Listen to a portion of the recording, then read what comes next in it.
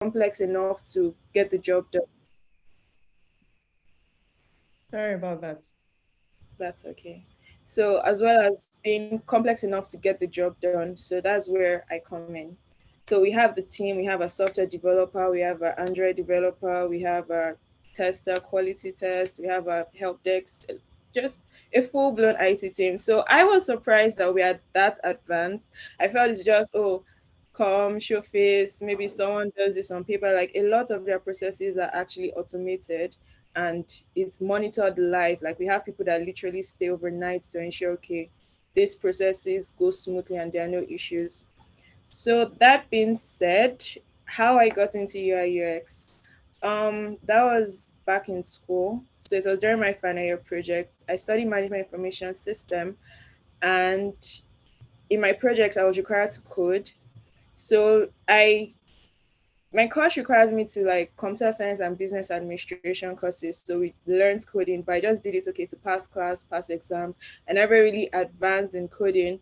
So when my supervisor was like, "Oh, you have to code for this project and you're not escaping it," I'm like, "Okay, how can I get this done in the shortest time?" So I'd been doing graphic design before then, like professional graphic design. And I was like, okay, I have content knowledge. I know graphic design. Should be just to design exactly what you want to see. So that's when I picked up Adobe XD for the first time, which is a software used for UI UX. And I researched and I was like, oh, you can actually export the code of what you design. So I designed, exported the code, and with help with some friends, I was able to actually like do the backend and submit my project. So after school, there was a startup that needed a UI UX designer, and one of the persons working there was someone that helped me during my project and was like, oh, I know you, let me just refer you. And I'm like, I'm not sure I'm the best person for this, but then thank God he believed in me and somehow I passed the interview. And from there, I kept building. Now, I was actually first to learn. So in the company, we worked with different types. We work with fintechs, like we do designs for different other companies as well as our own in-house projects. So this allowed me to work with a range of industries like fintech, transportation, education, and so much more. So I was able to learn and do my research and get better in UI UX. Then the made and this is like not the conventional way of getting into the industry, of course. So another opportunity that helped me actually okay know the theories, know the okay you have to do user research, you have to create user personas, you have to have this information architecture and all was when someone else like the UI UX designer that was teaching a set of students for some reason wasn't available anymore and they're like, oh, we need a last minute tutor. And I'm like, okay.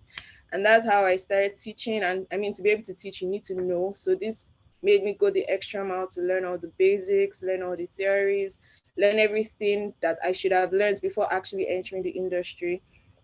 So that's what helped me. And after then, I just kept building, built my portfolio, and then applied to Port and Terminal Water Services. And I've been growing from there. All right, that's awesome. That's awesome, Oluwashikemi. Okay, so guys, if you just listened properly to her, you would hear that, okay, one of the first tools that you might be using as a UI UX designer is Adobe XD. And also, if you're in school or you're confused about, what to do, you might, listen to the speaker's story and hear that, okay, a lot of them started like, okay, while they were schooling or while they were leaving school or something. So if you're still in school, have no fear. Don't be worried. Don't worry. You will definitely get to, where they are, because I know that you're seeing these people and you're hearing all of the things that they've achieved and you're like, oh my God, how do I get there? Right? Don't worry. You're going to get there. So briefly, if you have not already shared the link with everyone that you know, please share it, share it, share it. Guys, I'll keep saying it because I mean, like I said, you do not want to be someone's village people because you cannot be, listening to all of this and you don't want to share it with, come on. I mean, in your circle of friends, you do not want to be the only one that has money or that, is prospering, because everybody will start coming to you for money. So get your clique right here so that all of you will make the money together, guys. All of you would make the money, because I know these days nobody wants to give out money, because really we don't even have money to give out. Like, when last did you hold cash? If you're in Nigeria, when last did you hold like money? So guys, please share the link with all of your friends, all of your family members. And quickly, I would just be going to Samson Ajayi now. I know that he's a product and social media manager. So I want to know what came first, number one, and also, how did you get into both? Was it at the same time? Was it you were working in one and then you stumbled on the other? Or, just quickly tell us how you got into both and which one came first.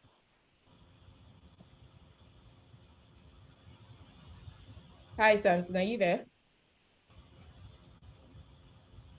No, we can't hear you. We can read your lips, but we can't hear you.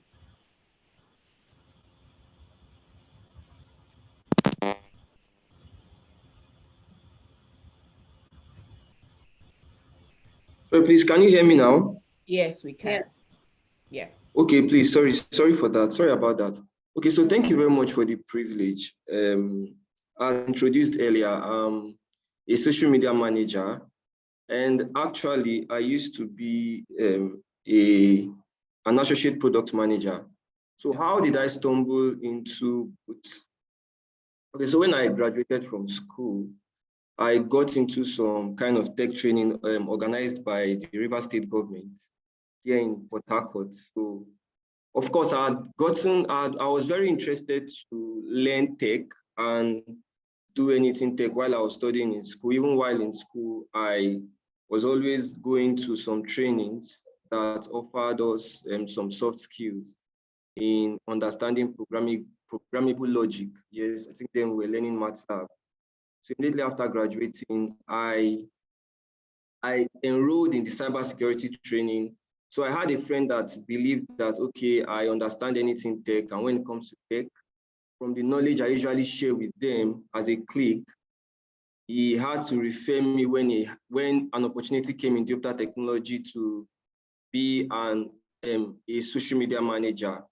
So I took up the task. I believed I could do it. And because of what they also do in the company, is an engineering company, and they run industrial automation services, and they also do the training. I had to go to their office. I saw their plants and everything. So I believed I could be someone that could be creating social media content for them. Of course, before then, I had some social media pages and also grown my YouTube channel. I think that was why my friend believed I could do it. I'd also grew my YouTube channel to reasonable amount of subscribers then before I lost it, and also had some Facebook communities that were growing actively. So he believed, okay, I could take up the task. So while managing the social media platform for digital technologies, I was privileged to assist a CTO in a fintech company. So I saw the opportunity. So he said he was looking for a virtual assistant. And so I saw the opportunity, and he gave some criteria and all of that. So I qualified for it. So that was how I applied, and I started assisting him virtually. And in assisting him virtually, I learned a lot of things, and till the point where he was now planning to build a product called NFT Kit, currently listed on Flow blockchain. So he said that I was going to be assisting him in building the products. He was a product manager, of course. So, and I was still occupying the role of a virtual assistant while I was still managing the social media platforms for Diopta Technologies. So in the process of assisting a product manager, he as a product manager, of course, we had to onboard a lot of persons, back-end engineers, back-end developers, front-end developers, UI, UX, and all of that. So we were more forming a team, what we could call a Scrum team. So in that process, he started onboarding me to how product management works. And it got to a point when he had to take a leave from work and had to be absent for some reason. So he actually instructed me to take up the team or to act as the product manager in his stead. I think for about 1 week or for about 2 weeks or 1.5 weeks. So immediately he told me that I had to study and all of that, and I took up the task and he was very impressed. That was how he promoted me to the role of an associate product manager. And in that role, I was able to learn a lot. Of course, occupying such roles will involve understanding some tech tools in correcting backend developers, in correcting front-end developers, and in correcting UI UX designer, including content developers. It's someone that, especially a product manager, is someone that has to be very, very knowledgeable. So I was able to learn a lot, including some things I've already learned later after school while in my final year. Some classes I've already taken on some programming languages. So I was able to successfully impress him. So that was how, and I loved product management. In doing that and in studying and also following some professionals, it was a role I loved and all. And coming up with social media management also, even while in the team, in a startup, like some memes you see online, a startup could be like 300 Spartan soldiers. You are not up to 10,000, but you are defeating some nations that have up to 10,000 soldiers. So even as an associate product manager, sometimes the content developer could tell me she had a creative block. So I would come up with social media content, creatively come up with content we could use and even post them on social media platforms. So even as an associate product manager, I was also managing social media platforms for the startup. Then funny as it sounds, I think around then, we're hosting a particular event. A particular event was being hosted in Port Harcourt, South-South Blockchain Conference around last year. So somehow I was also privileged to manage their social media handles. And from there, my knowledge in managing social media platforms as a social media manager grew. So that's the brief thing I could say for now. Thank you very much. All right, that's a really, really awesome story. I mean, if there's one thing that you need to take out of Samson's story is that you have to apply yourself. Opportunities would not just meet you where you are.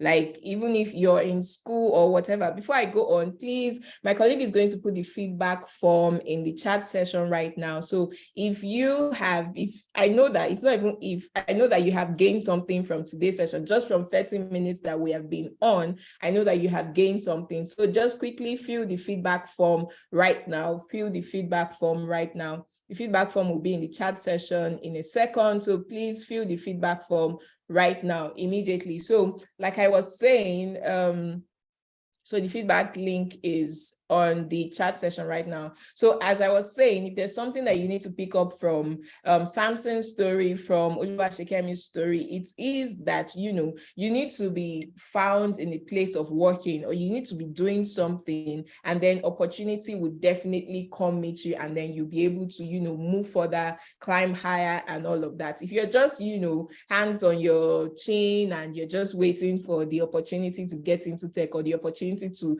get to where you are, it's not going to come and meet you. I mean, there's a saying that opportunity comes only but once. I do not believe that. But once you are found in a place where you are ready or you're preparing yourself, definitely opportunity would come, because people are watching you, right? Like Oluwashekemi said, someone believed that she could do something and, she started doing it. It's not like it's the belief that it's not like it's the belief that made her start doing it, obviously, but she could actually do it, and someone saw that in her. And it's the same thing with Samson. So do not just sit on your toes and say, oh yes, I want to get into tech, but you're not going to do anything. It's not going to happen. So I'm just going to check if Fidel is with us today. Hi Fidel, if you're with us, please can you just respond so that we can know that you're with us today? Hi, good morning. I'm with you. I've been with you for a while. Can you hear me well? Yes, we can hear you well. We can hear you well. Good morning. Thank you so much for joining. I know you had a bit of a network issue, right? Yes. You don't tell me you internet was. No, I don't. Interestingly, I don't use it. MTN. I use Airtel, but for some weird reason, Okay, that was a this shade at morning. MTN because these days they've been horrible. Like I don't even know what's going on, but that's by the wayside. So I already introduced you earlier, and I know you were here with us when I introduced you. So I know that you're someone who is like experienced in the product marketing industry, the growth marketing industry. So briefly tell us about, how you got into product and growth marketing, number one, and what your experience in that field has taught you. Maybe just one lesson about what you can, it doesn't necessarily have to be streamlined to one, but what lessons you have learned since you've been in that industry. Thank you. All right.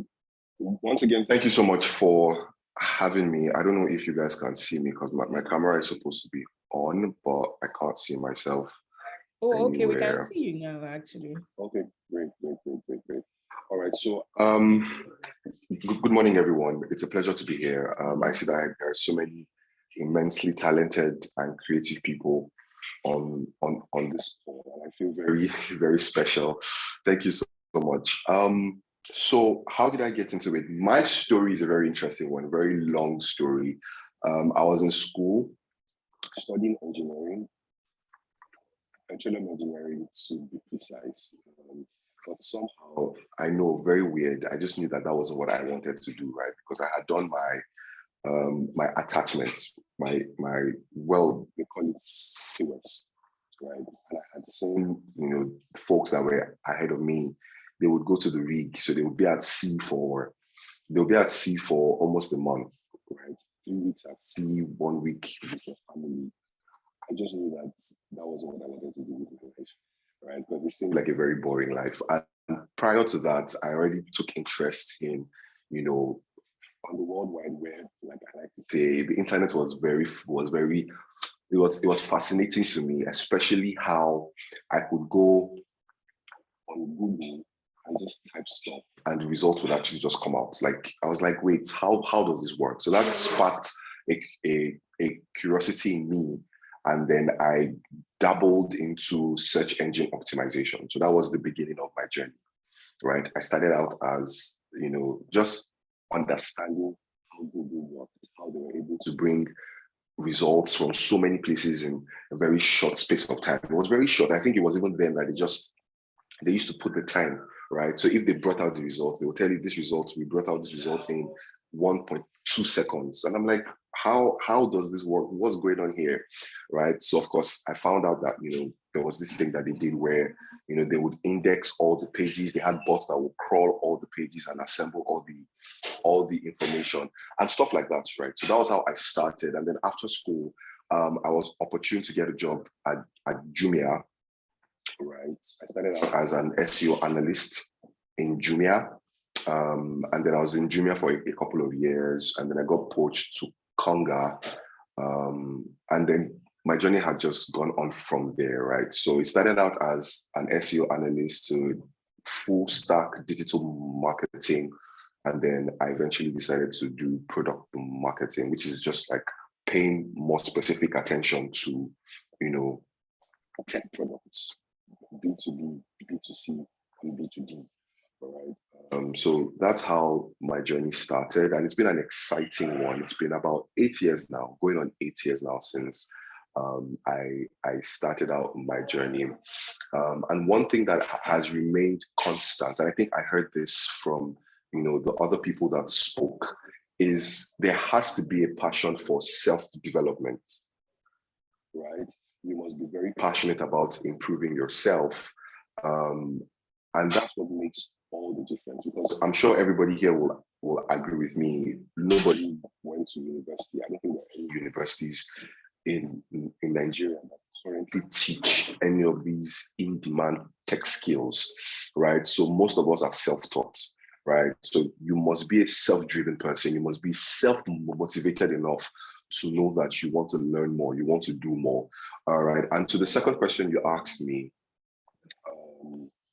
one thing that I have learned, one thing that remains constant, that I have seen in my almost 8 years, is in product marketing, you must put the consumer, the customer. Hi, Fido. We can't hear you so clearly. Your volume dropped. I'm so sorry. Okay. Is it better now? Yes, it's much better.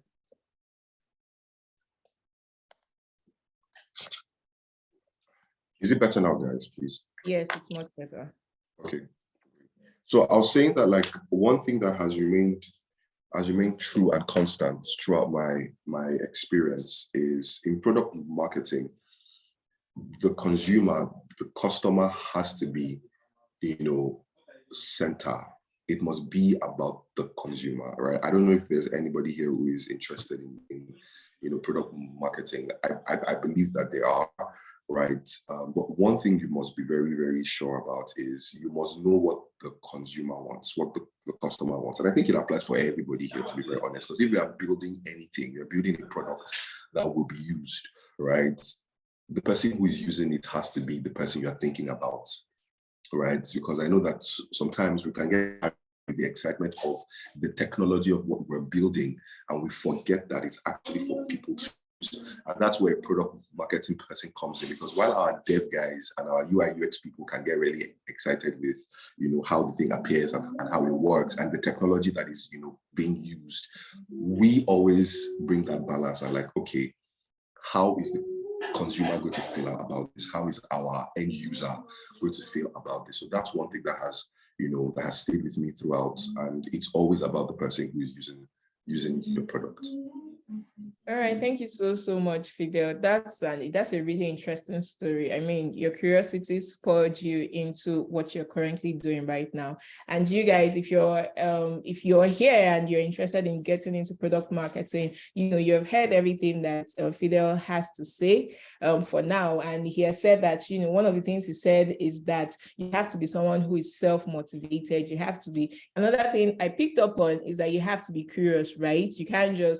You have to be curious. I think for anything basically about life, you have to be curious about life, right? So if you're trying to get into product marketing, you need to be curious. You need to be someone who is a self-starter. You need to be concerned about your users, how they would perceive or how they're going to, how the product will make them feel, basically. So yes, that was from Fidel.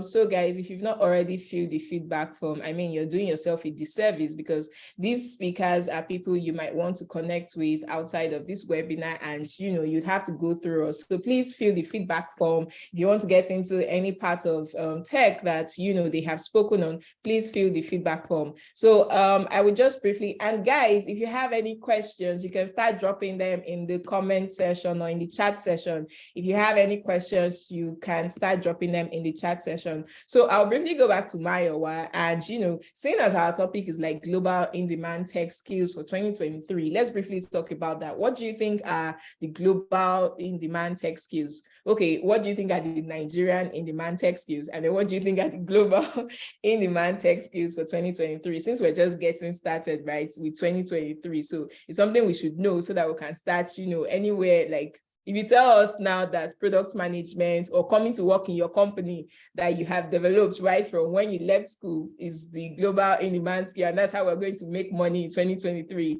like, we're going to come, we'll apply, you just give us the link to apply and everything. So let's just talk about global in-demand skills for 2023. Maya, are you there? Yeah, I'm here. All right, thank you so much. I would just want to, I would like to start with the fact that the tech space or industrial ecosystem is fast-paced, and it's always ever evolving, right? You hear about discussions now on Web3. You hear about discussions on blockchain. In fact, the in thing right now is AI. Everybody's like, is AI coming for my job? Okay. You see different, I mean, you enter LinkedIn and you can't just scroll thrice without seeing someone having a post about AI, chat, GPT, right? Sonic. I mean, different AI coming. Oh, AI is doing graphics design, AI is writing code, AI is doing this. So um so yeah, so those are like the buzzwords right now out there. But the fact, I mean, okay, this is how I'm going to put it, right? The fact still remains that the same, many of the tech skills or yeah, jobs are out there right now that were like the in 2020 are still very much relevant. Product managers are still needed. You still need to build product. You still need someone that would help coordinate that. The UI UX, right? And in even large organizations, right, this role could be further broken down into the UX, into the UI guys, into graphics designers, into interaction designers, right, into animators. Like so there are other, I mean, into the UX writers also. All of these various skill sets and jobs are quite still very relevant. Like Fidel said, product marketing managers.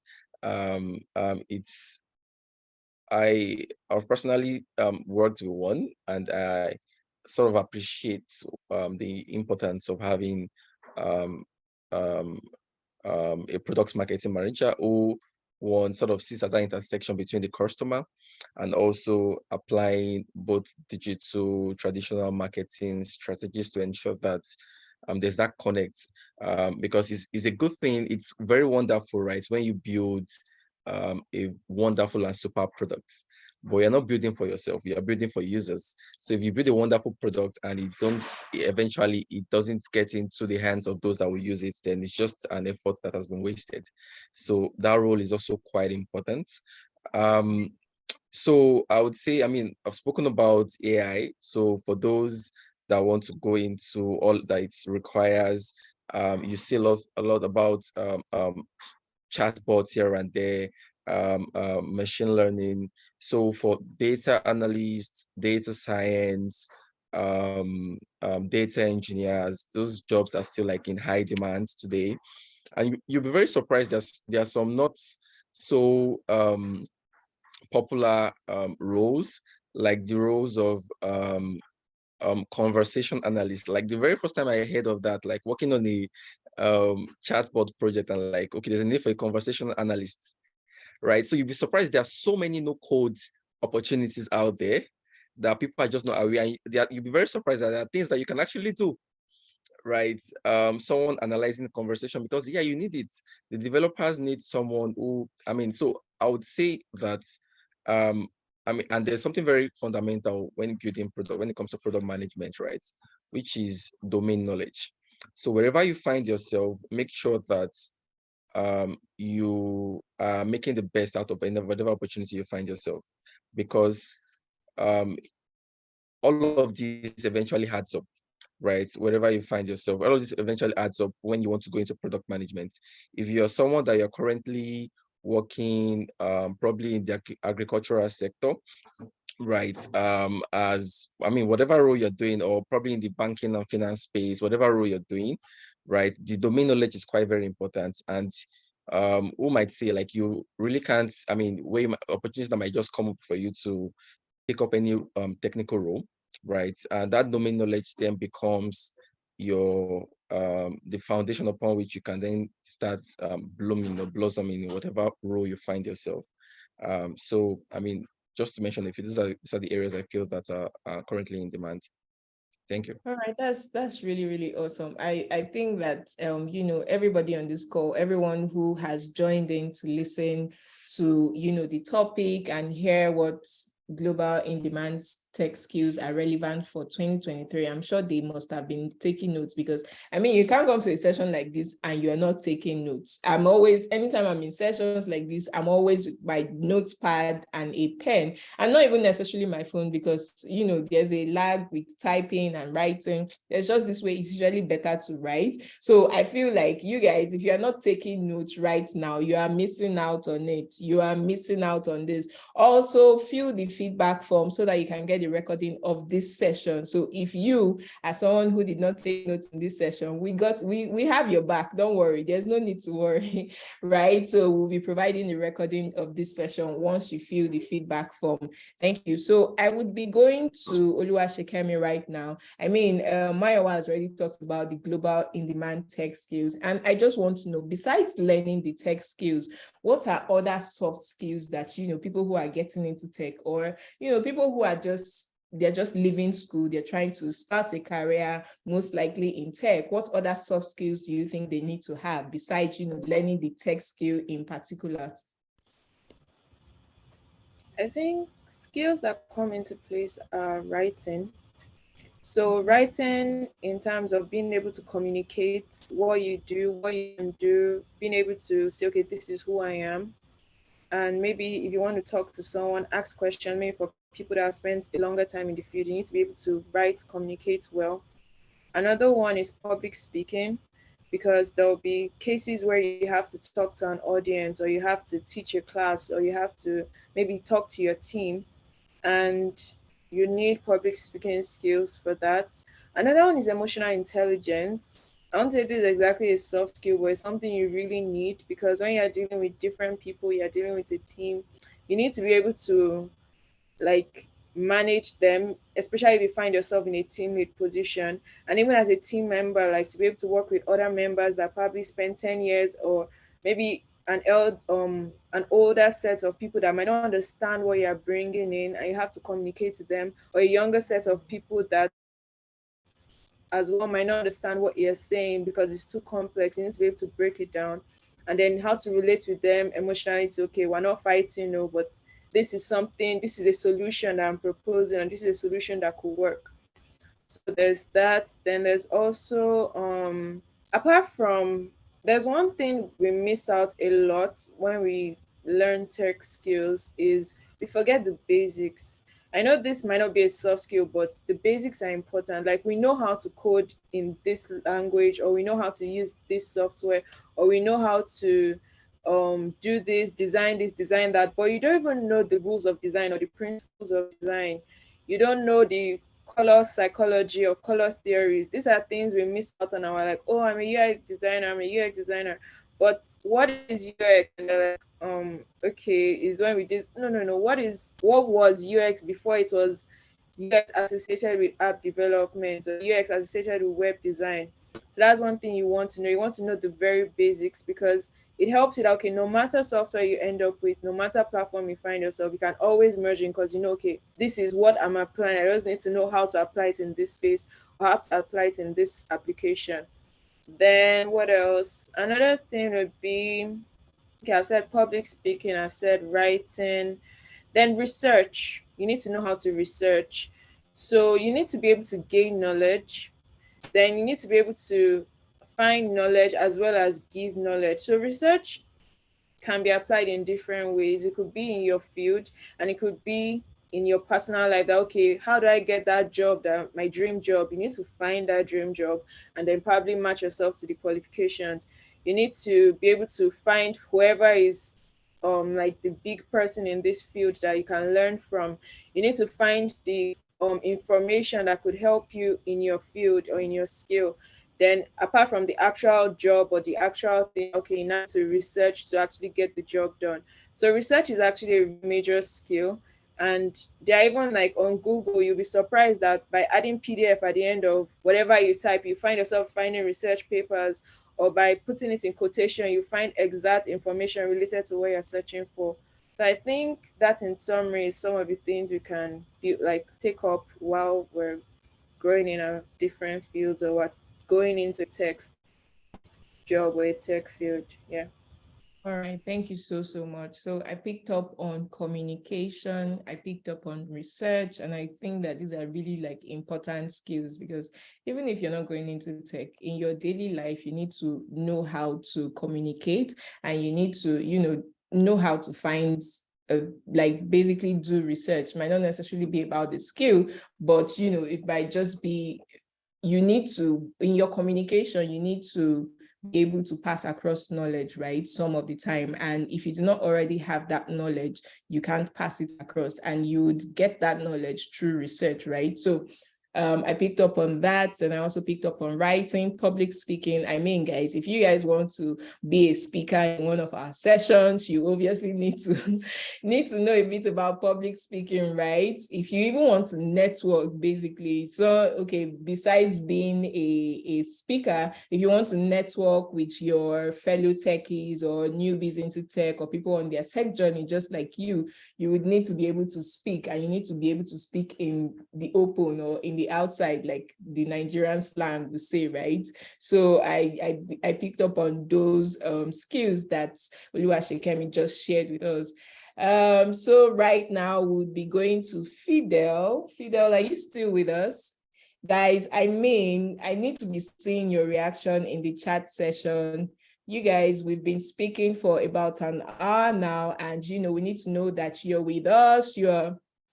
We need to know that you're with us, you're following, you're hearing all of this, what our speakers are saying. You're hearing all of the different knowledge and tips that they are dropping, guys. So please, please, please, let's react in the chat session. All right, so someone says this is inspiring and he's gaining knowledge. Awesome, awesome. So Fidel, are you still with us?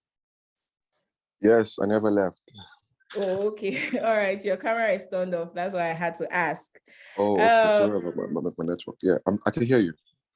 Okay. All right. Awesome. So I want to know, or I want our listeners to know today, how can they, access global opportunities? Because we're talking about, gaining tech skills that can be applied globally, right? So once they have gained these tech skills, how do they access global opportunities? If you can just, touch on that quickly.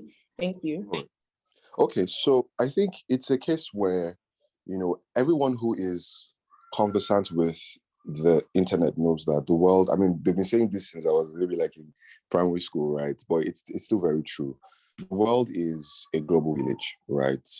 Because of the internet, right? People can access parts of the world that they could only have dreamt about or probably just read about in books, right? So I want to assume that we've covered the area of being exceptional, being really good at what you do, right? Learning as much as you can and gathering enough skills, right, that can put you on that stage where you can do work, or you can rub shoulders with your contemporaries in other parts of the world. So accessing opportunities then will just be a result of putting work out as much as you can, right? So use your platforms,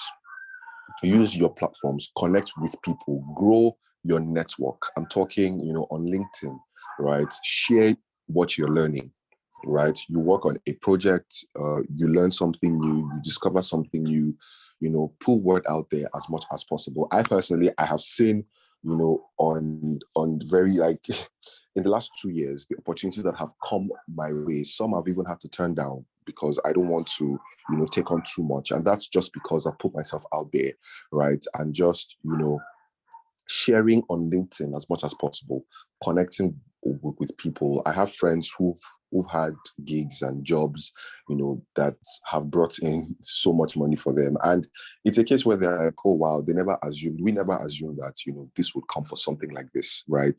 So to answer your question very simply, it's a case where to access global opportunities, put word on the global stage, talk on your socials, right? Share what you are learning, put yourself out there. A lot of us, the issue that a lot of people have is, they don't want to put themselves out there. They're too scared. They're afraid. They don't want the attention. And I say this because I used to be there a few years ago, but I realized that, you have to put yourself out there, right? You have to share. You need to speak. Let people know what you're capable of. All right. So yes, put yourself out there, connect, grow your network. All right, that's awesome. You guys, are you hearing? Share, share, share, share, guys. Build in, there's a popular saying that says build in public. Like, okay, as you're starting your tech journey, talk about what you're learning. If for example, you're in More Techies Academy, you're learning about product management, you can tell them, oh, today I learned about how to manage products, right? Because I'm not a product manager, so I don't know what in particular that you would learn, but obviously as the weeks go by, you need to share in public, share what you're learning about, share whatever products that you have worked on or whatever it is that you're working on, whatever project. If, for example, you're working on your case study or you're writing something that has to do with UX, share it. Even if it's incomplete, just share. People will understand that, oh, okay, you're learning, oh, it's because you're not there yet. They are watching, trust me, they are watching your progress. And by the time, not necessarily when the time is right, but by the time you have, put yourself out there a lot and, you have grown your network, like Fidel has said, then you would get access to these opportunities and you'll find that these opportunities would come to you. I mean, there was a post I just made on LinkedIn and someone was like, oh, I saw your post, this, that, and there was an opportunity there, right? So once you are building yourself in public, once you are putting yourself out there, showing people that you are not necessarily there yet, but you are learning and you're trying to get better, you're trying to get to where you want to be, they can see that and they would definitely bring the opportunities to your doorstep once they know that, you have gotten to a certain point, you have learned that particular tech skill, you can deliver. Basically, once they start to see value in what you're creating or what you're putting out there, they would definitely come to you with those opportunities. So I would briefly go to Suta right now, but if you've not already filled the feedback form, please fill the feedback form right now. Thank you very, very much. So I want to know, how did you, I know that you talked about how you were schooling and you were working at the same time, but I want to know how you knew that this particular tech skill was for you, because I know that there are some people that, they are confused right now. They want to go into tech, yes, but they do not necessarily know which tech skill is for them. Basically, they know that, oh, they're interested in product management, they're interested in technical writing, they're interested in product design, but they don't know which one to go for. So is there a methodology to it? Is there a way, you streamlined it basically to see that, oh, okay, you want to go into data? I know that from your experience, you had to deal with a lot of data and everything. So if you can just talk about, I mean, there are some people that even with what they are doing as regards work, they know that that's not what they want to do with their life, you understand? So can you just tell us briefly about how you knew that, okay, data was something you wanted to go into? Yes, so. So yes, from the start, there are people that, okay, they had like an educational background in computer science.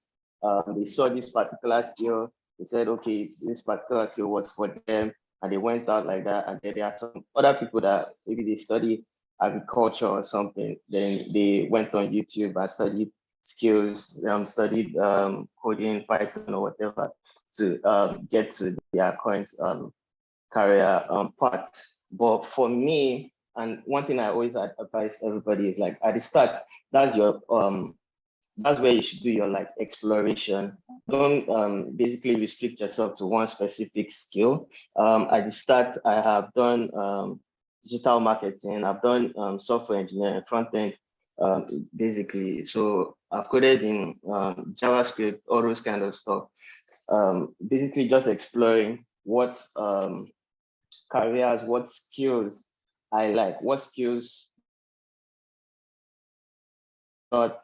I don't spend like half of my time in frustration, basically. And then also like understanding that, okay, this part, let's say for technical writing now, or like the journey to technical writing was basically based on the fact that, okay, I felt that this storytelling or this basically explaining things to people in ways that they can understand, whether they are technical or non-technical, was something that I found, while not easy, but it was relatively like fulfilling.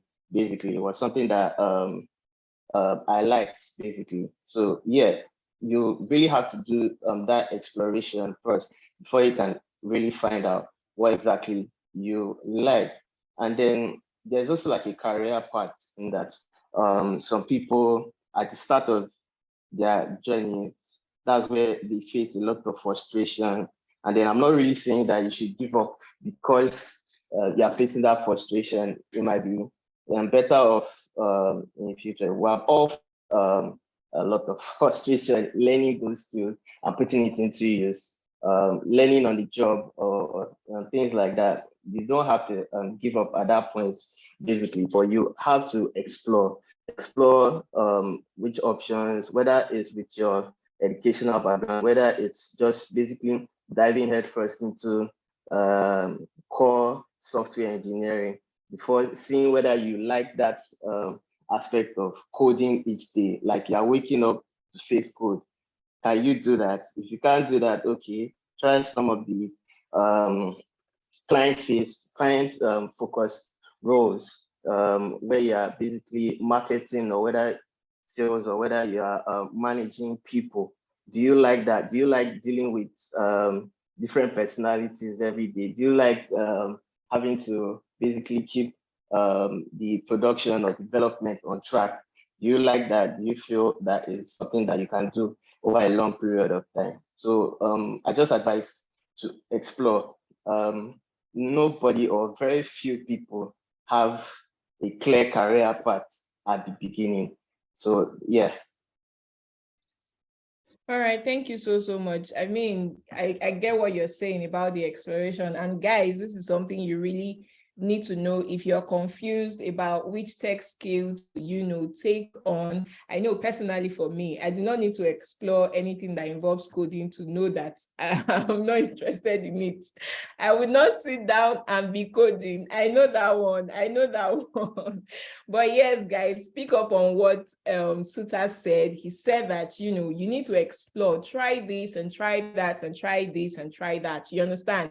So if, for example, you feel like you're like me and you feel like coding is not for you, you can try the no code aspect of tech, because a lot of people feel like, oh, it has to be coding. I mean, a couple of years back, before we started hearing about no code, a lot of times when people heard about tech, what came to their mind was usually anything that involves coding, software development, software engineering, back end, front end, and things like that. So you do not necessarily have to go down that route if you know that it's not for you, if you've already explored it and you know that it's not for you. We have so many amazing no-code tech skills that you can build a career on. There's product management, like Mayowa is doing. There is, UI, UX design, like Oluwashikemi is doing. There is social media management, like Samson is doing. There's product marketing, like Fidel is doing. There's technical writing, like Suta is doing. There's community management, there's business analysis. There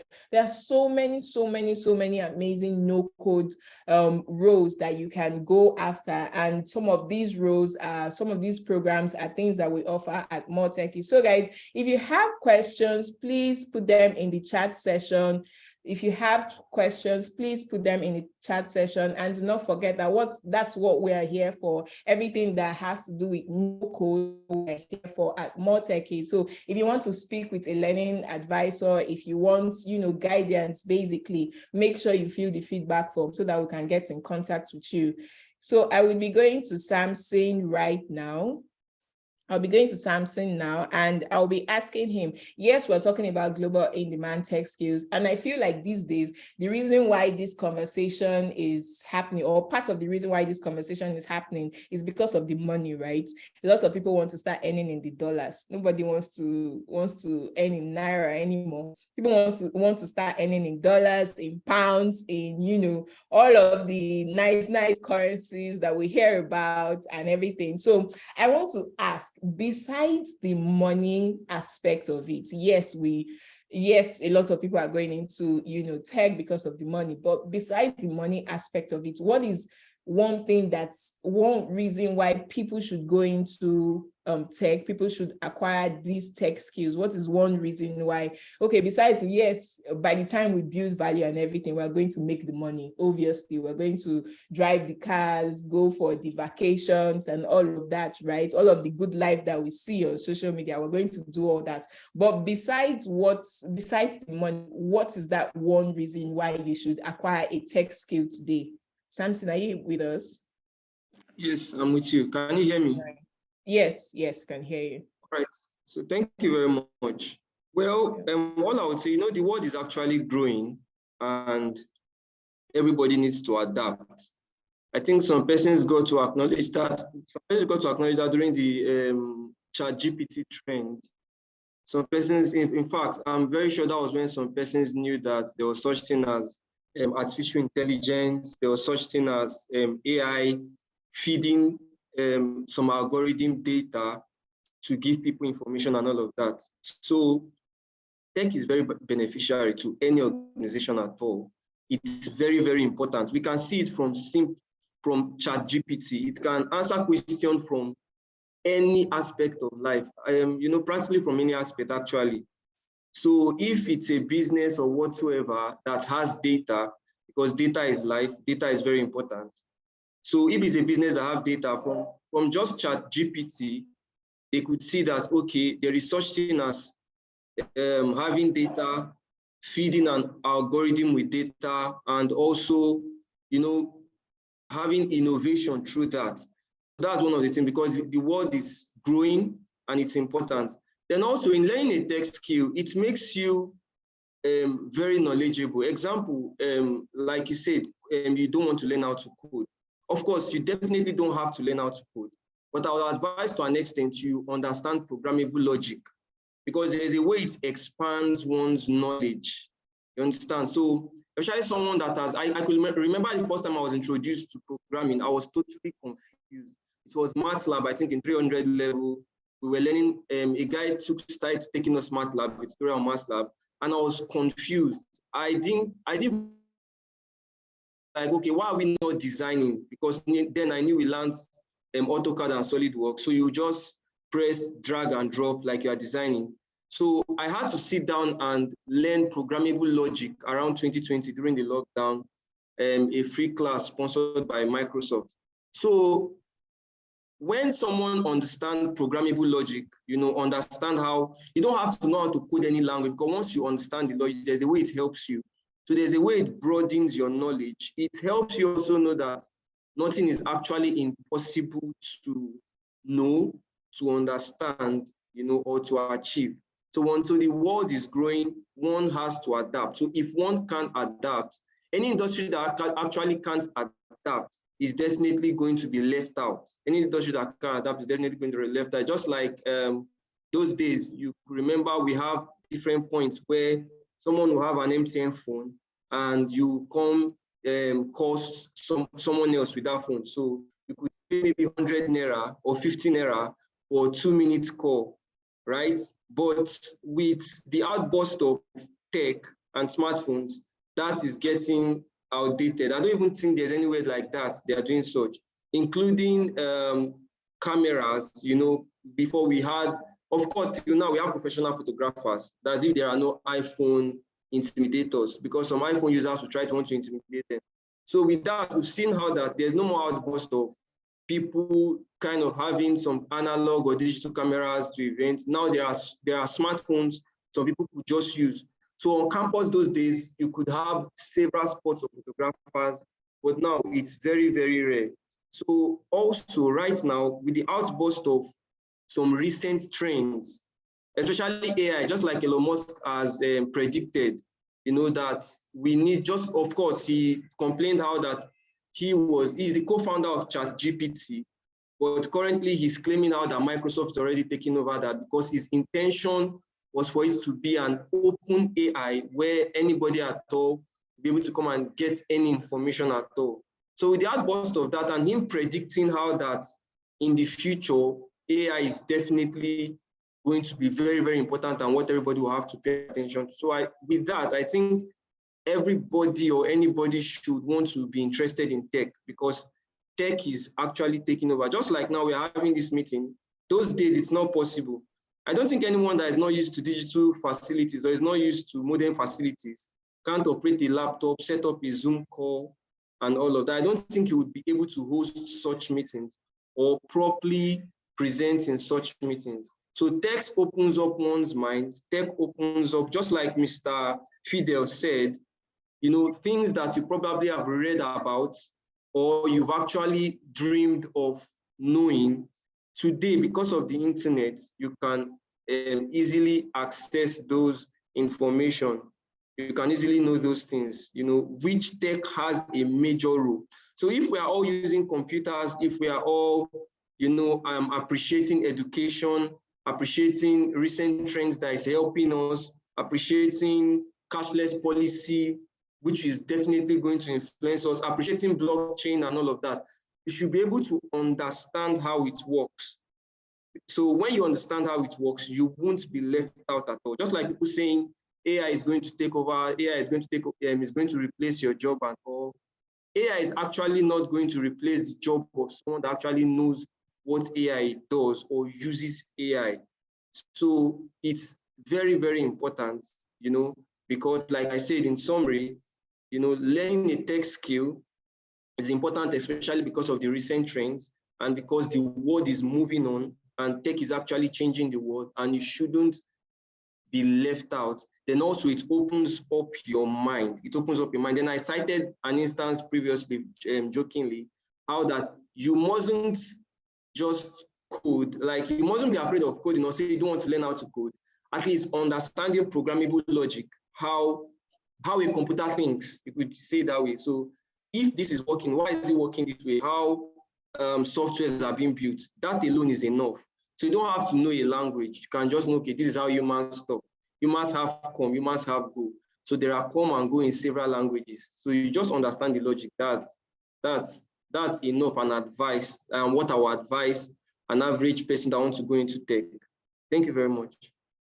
All right, thank you so much, Samson. I mean, you've given me a lot this morning because I've always loved to say, I don't want to learn about coding. I don't want to learn about coding, but now you're telling me, oh, I have to learn programmable logic, something like that, programming, something like that. And yes, I mean, my mind is being expanded right now. So obviously I'm going back to my drawing table to go and start learning how computer works, how software works, and just being curious about all of that, right? And I'm sure that everybody listening, everybody watching you guys, they are going to also do the same thing. So guys, I mean, you've heard from our amazing speakers this morning. Now, don't be like me. Don't be so closed-minded like me and say, oh, you're not going to learn about coding. You don't necessarily need, like he said, you don't necessarily need to learn the coding language. You just need to learn the logic behind it, right?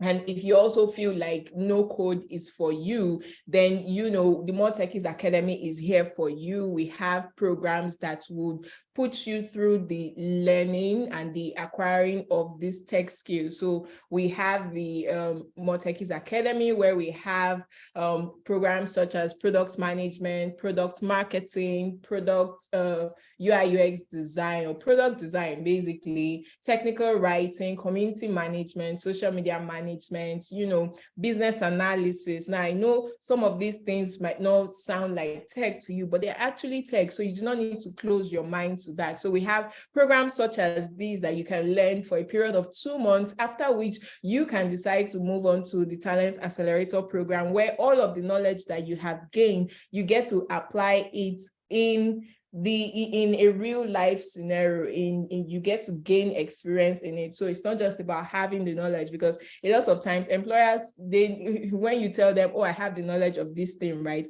Obviously, yes, but they need to know that you can apply that knowledge, you have practical experience, and you can, put that tech skill to use and give them results, right? So that's what employers are looking for. So if that's what you're looking for, also, we have that as the Talent Accelerator program at More Techies. So if that's what you're looking for, make sure you fill the feedback form. And guys, if you have any question, make sure you put it in the chat session so that we can ask the speakers before we go, because I mean, all good things have to come to an end. As much as this amazing session has lasted, our speakers have told us so many things that we obviously should pick up on, should obviously note down. I mean, all sessions, all good things, like to an end. Well, it doesn't necessarily have to come to an end. If you fill the feedback form, if we have access to reach out to you and we help you start your journey in tech, then the good thing is definitely starting at that point. So I would just quickly talk about the money with Mayowa.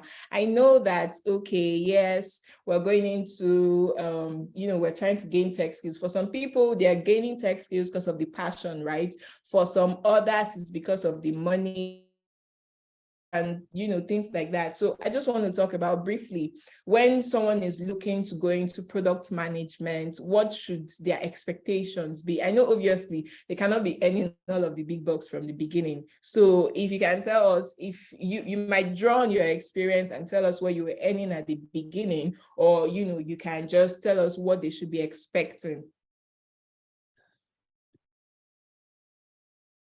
So I would like to clarify about, you spoke about money, right? The money. So speak about so yeah, money is good. Money is good. Okay. I'm a Christian, so Bible I mean, says, all our speakers are smiling Bible now. says At the mention that of money, everybody is smiling. I love this smile. I want to smile too. The Bible says money answers to all things, right? Money is good, right? But if you are trying to break into tech, I would say, like all the speakers have said, the wonderful speakers have said, having a growth mentality, the willingness to learn, should be your focus. Learning at the initial stage, right? The money will come. There's no how you develop yourself to a certain level, right? I mean, you become, I mean, you sort of transition from the space where you are trying to prove yourself to a space where everyone is looking for you. We need you to come and help us with this. We need you to come and help us. So the money will eventually come. So I wouldn't want anyone here to let that money be the driver, because if it is money that is your driving force, then if along the way you probably find a shortcut to getting that money, then you just sort of dump tech in one side. So I think you innately need to understand for you what's your major goal or your vision, where you see yourself in life, what are the driving force behind the decisions that you make, what are the things that inspire you, and look for that area. I mean, we've spoken about a lot of things, a lot of areas where you can apply yourself in the tech space, right? And develop yourself. And if along the line, I mean, for many of us here, you can see the transitioning from one role to the other. So you don't have to be fixed in a particular place, right? In a particular role. I would say just do that until you find, and there's a particular thing we like using in product management, say finding the product market fits. So until you find that role that you feels aligns more with you, right, and where you would like to be in the next 5 years, in like next 10 years, right, then you can then know you found where you should be. So around money, I would say when you're starting, all right, you probably can come in. So we have different entry points into tech, right? We have guys who are probably lucky to be working within a tech-driven organization, and you are already in tech one way or the other, regardless of your role. It could be a customer success associate. You're already working in tech, right? So you probably want to develop maybe more technical skills or take on more technical roles, right? Which is fine. Entering product design, product management, whatever it is, right? You can easily just transition, develop yourself, join an accelerator program, develop yourself, right, and switch into that role.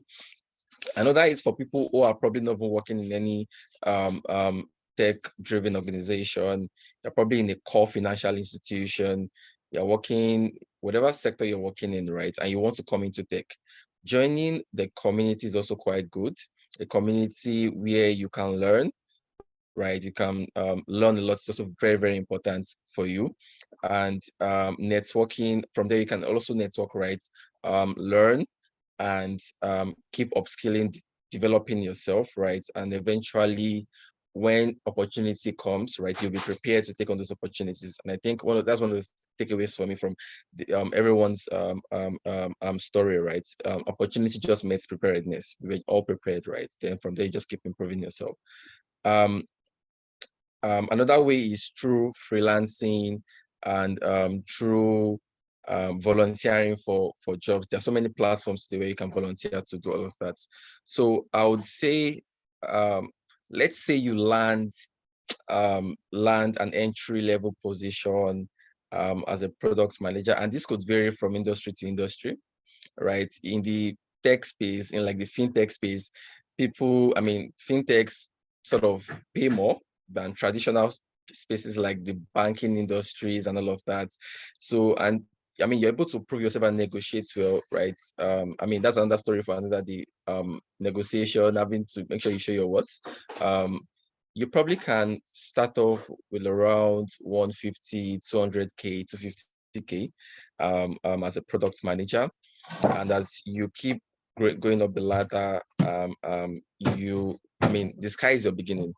I would say I really can't box how much you can be earning, because you keep developing yourself, taking up roles. Like you said, I don't know if you're the one mentioning about the fact that everybody's looking for dollars, right? So I have a couple of colleagues right now. So you get to a point you're earning $1 million in a month, and you're looking at that $1 million and you're like, is this really money, right? When I can be earning $4K in a month, right? And eventually, when you get there, you look again, okay, $4K in a month.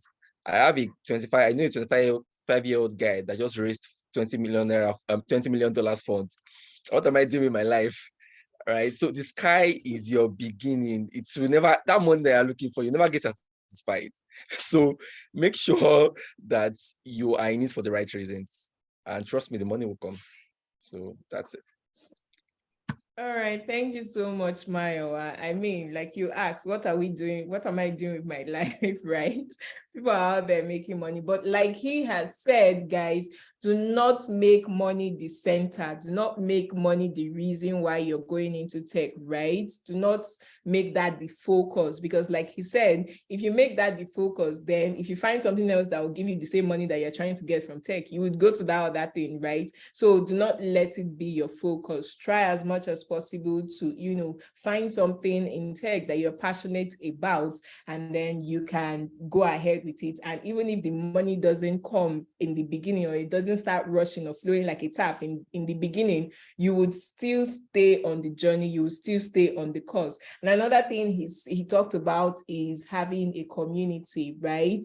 Having a community. Make sure that you belong to a community that is supportive, that, there are days where in tech, I know that there are some, developers and everything that their code, I know that I saw someone's status, it's someone about last night or this morning, and she was talking about why the code was suddenly wrong or it wasn't working. Now, if you have a community that you can go and rant to, like at that point in time where it feels like nothing is working, or if you're a marketer and you deploy like a campaign, and you're not getting the ROI, the return on investment, and your employer is on your neck, like, what's happening? Like, you can always go, that's what a community is there for, right? They can always be there for you to, help you, basically, to hold your hand, to guide you, or tell you, oh, is this how you're doing it? You can do it another way, right? So this is where the More Techies community comes in. It's called the More Tribe, and, you can get there. Once you get there, you would find so many people who who are just like you, who are confused, or if you're not confused, who are at a stage where you want to transition or you want to go to another role in tech, or they are looking for who to collaborate with. So I know that one of the things that comes with acquiring a tech skill, and once you start trying to get jobs, or when you're trying to apply for jobs, is, you know, building your portfolio. You might find someone to collaborate with on a project that would help you build your portfolio, right? So the importance of a community, having a community, cannot be overstated. It cannot be overemphasized. So guys, if you've not already, I know that the link to our community is also in the chat session. So if you've not already filled the link, please fill the link. Thank you. So I would go to Fidel right now, and I know that we're talking about how, you know, money shouldn't really be the focus, and, you know, yes, we're talking about the tech skill, right? I would just want to know, what is something that someone going into product marketing should know? What are the things? What are the tools? What are the, you know, I know that, you know, product marketing is like a break off, kind of like a break off from digital marketing as a whole. So when someone is trying to specify or niche down to product marketing, what are the tools they need to, you know, have or know or be familiar with? What are the things they need to know when it comes to, you know, product marketing and breaking into that particular niche? All right. Hi. Thank you very much. I hope everyone can hear me very well and see me very well. Yes, yes, we can. So again, right, it's a thing where learning is very important, and that's why I think that, you know, anyone who's here who is interested should be, you know, fill all the forms, get your information across, because you need to learn, right? And what are some of the things that, you know, are core to product marketing? There are about 4 of them. The first one is understanding the market and your customer needs, right? That's the first one. As a product marketing person, right, you are saddled with the responsibility of creating positioning for your product in such a way that it resonates with your customers. Who are the people who need this thing, right? Who are the people that need? So for example, if your product is a fintech app, a savings app, right, save in dollars, for example, who are the people that need my app? Who are the people that need this product that we have built? All right, it's very important that you understand your market needs, what the consumer wants, what your customer wants. All right, that's one. Then number 2, you are responsible for, you must learn how to, you know, develop go-to-market strategy, right? So how do I take this product, right, that we have created, how do I put it in the market? How do I ensure that everyone who needs to see it sees it? How do I ensure that, you know, I'm speaking their language and I can communicate with them in a way that they understand? Pretty much just knowing how to communicate. And that's why I can't remember who said this, but the person was spot on when they said that a core skill that anybody who's looking to go into tech must have is communication, right? You must be able to at least write very well. Now, for some people, I mean, they are all skills. Public speaking and writing, they're all skills. But for some people, it will take a whole lot more for them to overcome, you know, public speaking, right? To be able to like get into that zone where they're actually very comfortable with it. But for writing, I think, you know, it's a lot easier to learn, right? Because it's a skill, it can be improved. There are techniques that you can learn. So take a course or 2, right? So that you, at the very least, if you are not able to stand in front of people and speak, you should be able to communicate in writing, very easily understood without too many words, right? Very, very important, right? So you must be able to do that. And it's part of what you'll be doing in your go-to-market strategy. The third thing is, you know, which is part of number 2 in a way, is, you know, positioning and messaging. These things are very important, right? Where do I put my product? How do I communicate it? What am I saying? All right. And then of course, there's something we call customer acquisition plan, right? Which means, you know, how am I launching my product? What are the events? What are the strategies? What are the channels I'm going to use to ensure that my product goes out there and people see and hear and know about it, and they also buy, right? Because the whole idea of you coming on board as a marketing person. Now, I know that there are some schools of thoughts and arguments that say things like, marketing is not sales. They are two different things. I agree. But I must also say that they are very connected, very connected. And, for most organizations, especially in this part of the world, you will be held responsible for how much sales, are coming in, right? So as a marketing person, you must, I think it's a necessary skill to have. Arm yourself with some, knowledge about sales. If you were in a different country or a different clime where things are very, very segmented, there's a marketing team, there's a sales team, everybody knows what they're doing, then all fine and good. But we operate in a space where, as a marketing person, some expectations for sales will be on your table. So you must be able to have that as well. So driving some, sales enablement, very important. So yes, these are some of the things that you must have. These are some of the things that you must know as you get into product marketing. As for tools, there are a number of them. I can't get into them now. When you take the course, when you get into it, you learn them because there are tools for everything. There's analytics, there's tools for analytics, there's tools for customer research, market research. By the time you get into your pricing strategy, there are also tools to use and stuff like that. So there's a plethora of them. I can't get into them now. But yes, if you're interested in it, you should sign up, fill the feedback form, register for the course, and you learn all of these things in detail. All right, thank you so much, Fidel. You made not necessarily made it sound simple, but you made it so understandable that I'm sure if someone was quite confused, maybe they wanted to pick between product marketing and something else, I'm sure that now they would be so interested in product marketing that they would want to go into it. So I would just ask the last two speakers questions, and then we would round off. So Suta, will just be going to you right now. I want to know, I'm really interested in knowing what a day in the life of a technical writer is like. Okay, so I know you're a writer, right? So obviously you might be writing in a work day, right? I know that, but what else is really involved in a day, one of your work days as a technical writer? Research. Before any technical writing project is done, whether documentation or whether white papers or whatever article I'm looking at doing, the first thing is to research on what topic I'm looking at, what exactly I want to put in the article, what is not needed, what needs to be explained. And then usually it turns out into a guideline of introduction, body. Do I need to code? Do I need an example application?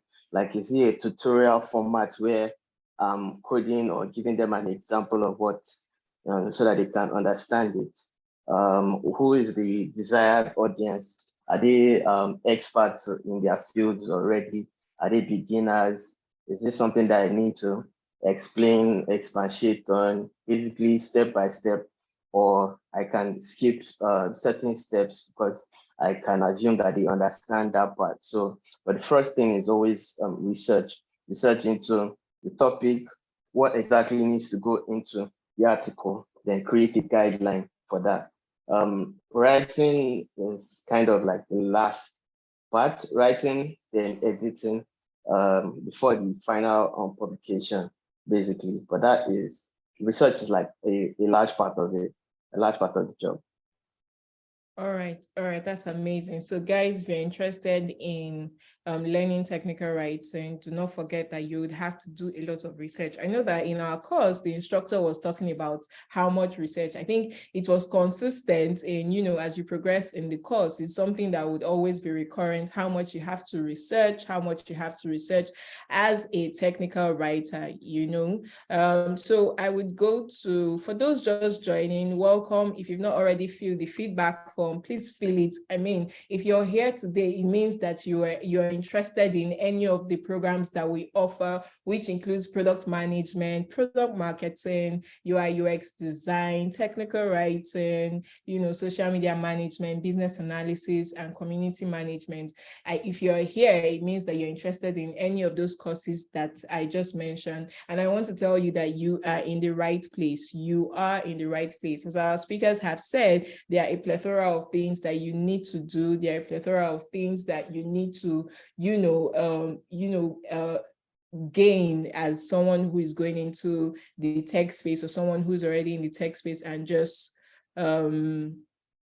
trying to go to another role. If you've already filled the feedback form, do not fill it back again. So we offer guidance, we offer that structured environment where you're not just, doing things on your own, you are doing it with like people who have been there before in the form of, the instructors, the tutors.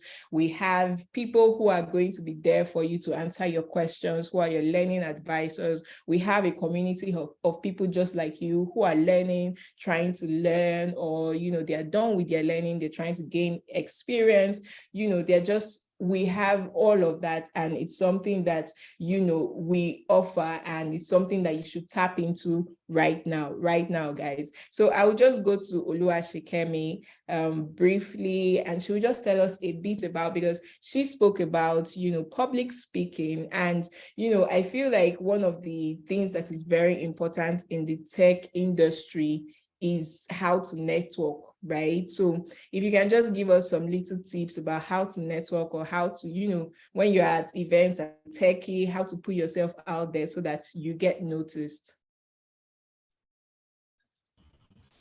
Okay, how to network. Okay, first of all, you need to be prepared.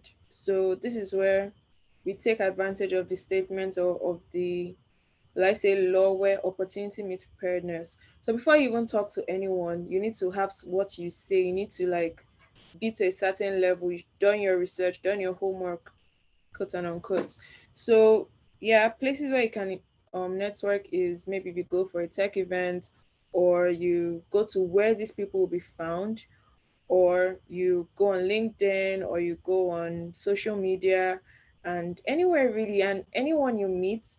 So where people will be found, this could be workspaces. I know while I was working on Workstation for a period, I was opportune to meet a lot of tech persons, because I mean, not everyone wants to stay at home, so you find them there. And then in other organizations, when you talk about what you do, you'll be surprised that maybe the person sitting beside you is actually a tech person, and these are what brings up conversations and brings up opportunities. So when you post about what you do, when you talk about what you do, when someone comes across that thing, okay, they're looking for someone, you'll be the first person on their mind. And also you go the extra mile to message people. There's a research I'm doing currently with augmented reality, and I needed guidance. So I had myself literally searching on LinkedIn who is into AR, who is into mixed reality, who is into virtual reality. And I found a lot of persons, and a lot of these people like that have grown in the industry. A particular someone, I don't know if I should mention his name, but he's like in a high position in a very popular company and social media platform. And I was shocked he replied, and I'm like, oh my gosh. And he gave me insights, and I was able to talk to so many other persons I have never met, and I don't think I'll ever meet. But I got the knowledge I needed, and now they know I exist. So this is where you go the extra mile to actually message someone, and this is where also communication and network skills come in. So you go online. How do I do that 5 minute speech? You might be in the elevator with someone you've been wanting to meet all your life. How do you shrink off all you would love to ask, or all you want to ask within that time frame? What will make them want to listen to you? What are you offering that will be like, okay, actually worth my time to talk to? So you need to know what you're doing, do your homework, have actual value to communicate that, okay, this is what I'm doing, this is what I need you for. I'm not just saying hi, hello, this is why I'm messaging you. You're like, okay, I can help you, or this is who I am. So whenever you ever need this type of service, I have proven myself that I can actually deliver this. Maybe now, maybe later, but let me just be at the back of your mind when you come across this. So moving forward, you have them doing referrals that might lead to that big thing, or you have them being able, oh, I have a programmer friend, or I have a UI UX person, oh, let me just link both of you. And that could be like a beautiful relationship. So talk about what you do, go the extra mile, do your homework, have like the elevator speech, which is like a summary of who you are, what you do. Then if you are researching something, know exactly what you're asking for, know why you're taking their time, and communicate it in such a way that they'll be like, okay, you're actually worth my time, you're worth answering, you're someone I would like to relate with or like to talk to. You're not just someone saying hi, hello, you actually have value to offer, and you're someone I can recommend. So I think that's what I'll just say. All right, thank you so much. I mean, I can relate to that moment where you reach out to someone who you're expecting that the person would not, respond, and the person responds to you and like, oh my God.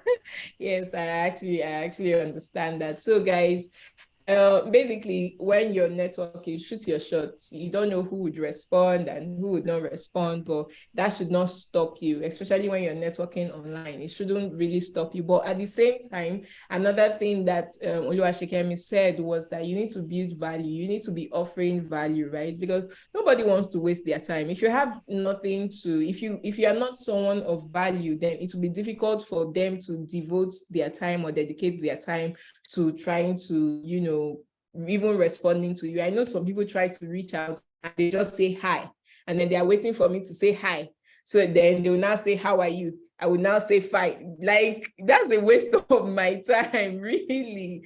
So I think one thing you should know is if you're trying to reach out to somebody, introduce yourself, go straight to the point. Hi, my name is Asoya Kunwe. I love what you do. I've seen everything. I follow you online, and I would just love to connect with you and tell you so and so and so. I have this project that I am working on, and I would appreciate your input in it. Just go straight to the point. Nobody has time to be replying your pleasantries first. Hi, how are you? Good morning, good afternoon, all those things. Nobody has. So if you're networking, try as much as possible to, go straight to the point, really go straight to the point. So I am sure that you guys have heard from our amazing speakers tonight, this morning rather. I mean, like, it's been an amazing time with all of our speakers today. Oluwashekemi has told us so many things. Mayowa has told us so many things. Suta has just been in his chair comfortable, but he has told us a lot of things. And then Fidel has told us, I mean, so many things that I am sure that you guys have been jotting down. And then Samson has been here to take us through how to, be a social media manager and all of that. So if you're interested in anything that, these speakers do, if you're interested in any of these tech skills, make sure that you have filled the feedback form. Guys, I am so grateful to you guys for, sharing your time with us. I know all of you are busy people, and time is money these days, right? So thank you for sharing your time with us. Thank you for sharing your knowledge with us today. It's been an amazing 2 hours with you guys. Thank you so much for joining in. Thank you so much. So I'm sure that a lot of our participants would love to say thank you to you. So I'm sure they will just quickly say thank you in that session. So guys, if you want to appreciate our speakers, if you would love to connect with them, just make sure you thank them in the chat session. I mean, they've been here with us for 2 hours, sharing knowledge, giving us tips on what we can do to get into the tech industry. So just appreciate them for these 2 hours that they've shared with us. Come on, guys. Thank you so much. Thank you so much to all of our speakers. We really appreciate you, really. Thank you for sharing your time. Thank you for being here with us. Thank you so much, guys. Thank you.